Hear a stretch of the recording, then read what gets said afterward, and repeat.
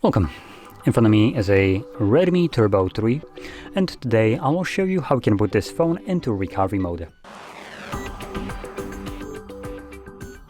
So to get started, you will want to hold your power button and then swipe up to turn off the device. When the device turns off, you want to hold power button and volume up at the same time. And let go of the power button once you see the Redmi logo. There we go.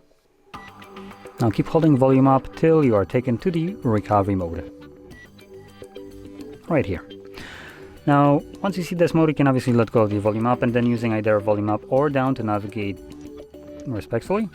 You can choose whichever option you want, and power button will confirm whatever is selected with this blue color. Now, we only have technically one option here, which is the factory data reset through wipe data, right here.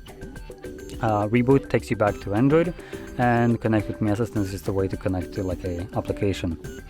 So anyway, I'm gonna select reboot, reboot to system, and this will now, like I mentioned, bring me back to Android.